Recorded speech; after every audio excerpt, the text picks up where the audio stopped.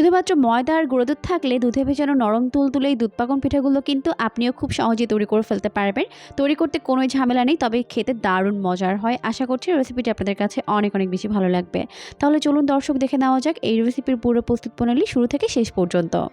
দুধ পাকন পিঠা তৈরি করার জন্য প্রথমে ডো তৈরি করব। তার জন্য প্রথমে চুলায় একটি প্যান বসিয়ে দিয়ে দিলাম 1 কাপ পরিমাণ পানি আর খুবই সামান্য পরিমাণে লবণ দিয়ে পানিটাকে ভালো করে ফুটিয়ে নেওয়ার পর দিয়ে দিলাম 1 কাপ পরিমাণ ময়দা। এখন পানির সঙ্গে ময়দাগুলোকে ভালো করে মিশিয়ে একটি ডো তৈরি করে নিতে হবে। তো খুব ভালো করে মিশিয়ে নেওয়ার পর এখন আমি এটাকে চুলা থেকে নামিয়ে নিচ্ছি।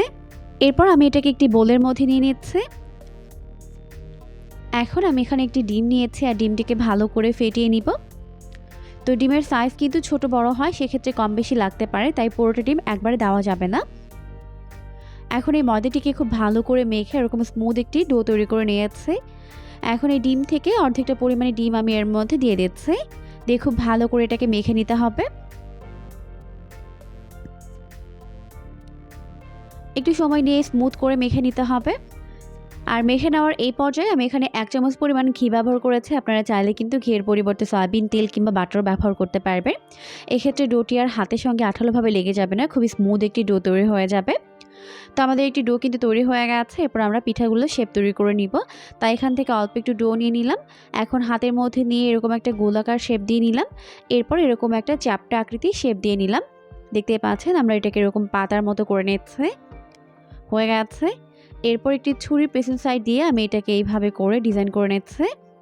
এভাবে ডিজাইন করা কিন্তু খুবই ইজি, যে কেউ করতে পারবেন। তো দেখতেই পাচ্ছেন এরকম পাতার মতো একটা শেপ দিয়ে নিচ্ছি। এভাবে একটি পিঠার শেপ তৈরি হয়ে গেছে। আমি আপনাদেরকে আরও একটি সহজ পদ্ধতি দেখিয়ে দিচ্ছি। তো প্রথমে এরকম গোল করে নিলাম, এরপর মাঝখানে এভাবে একটু ডিপ করে নিচ্ছে, এরপর পাশ থেকে এইভাবে করে ডিজাইন করে নিচ্ছে। আপনারা আপনাদের পছন্দ মতো ডিজাইন কিন্তু এখানে করে নিতে পারবেন। খুবই ইজি হয়ে গেছে। তো এভাবেই সবগুলো পিঠার শেপ আমি বানিয়ে নিয়েছি, দেখতেই পাচ্ছেন। এখন এগুলোকে ফ্রাই করে নিব।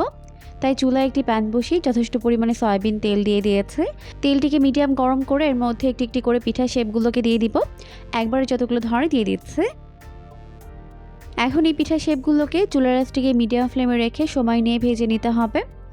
এতে করে ভেতরে এবং বাইরে ভালোভাবে কুকড হতে পারবে। তো উল্টে পাল্টে আমি পিঠাগুলোকে এরকম গোল্ডেন ব্রাউন করে ভেজে নিয়েছি। এখন ভালোভাবে তেল ঝরিয়ে এগুলোকে তেল থেকে উঠিয়ে নিচ্ছে। দেখতেই পাচ্ছেন কালারটা মাশাআল্লাহ অনেক বেশি সুন্দর হয়েছে। তো খুব বেশি কড়া করে ভাজা যাবে না, এরকম একটু লাইট করে ভেজে নিতে হবে। ভেজে নেওয়ার পর আমি এখানে 1 লিটার পরিমাণ লিকুইড দুধ, এর মধ্যে 1 কাপ পরিমাণ চিনি আর 2টা দারচিনি 2টা এলাচ দিয়ে ভালোভাবে ফুটিয়ে নিয়েছি। এখন এর মধ্যে আমি পিঠা শেপগুলোকে দিয়ে দিচ্ছি। পিঠা শেপগুলোকে দেওয়ার পর ভালোভাবে এইভাবে দুধের মধ্যে ভিজিয়ে দিচ্ছে। আর এই পর্যায়ে কিন্তু দুধ এবং পিঠা দুইটাই গরম থাকবে। তো এইভাবে আমি এটাকে 4 থেকে 5 ঘন্টার জন্য রেখে দিচ্ছি। তো ফিরে এলাম 5 ঘন্টা পর। আর দেখতেই পাচ্ছেন পিঠাগুলো ভালোভাবে শিরা খেয়ে এরকম ফুলে টইটুম্বুর হয়ে গেছে। সবথেকে ভালো হয় যদি সারা রাত এটাকে ভিজিয়ে রাখা যায়, তাহলে কিন্তু এটা আরও বেশি সফট আর তুলতুলে নরম হয়ে যাবে। চেষ্টা করবেন সকালে বানিয়ে সারা রাতের জন্য ভিজিয়ে রাখতে, তাহলে পিঠাগুলো অনেক বেশি সফট আর তুলতুলে নরম হয়ে যাবে। তো এই পিঠাগুলো খেতে কিন্তু ভীষণ মজার হয়েছে, অবশ্যই বাসায় ট্রাই করবেন। দেখবেন পরিবারের ছোট বড় সবাই অনেক বেশি পছন্দ করবে। এরকমই সমস্ত নতুন ভিডিও প্রতিদিন পেতে পেজটিকে ফলো দিয়ে রাখবেন। পরবর্তী ভিডিও দেখার আমন্ত্রণ জানিয়ে বিদায় নিচ্ছি। সবাই অনেক বেশি ভালো থাকবেন। আল্লাহ হাফিজ।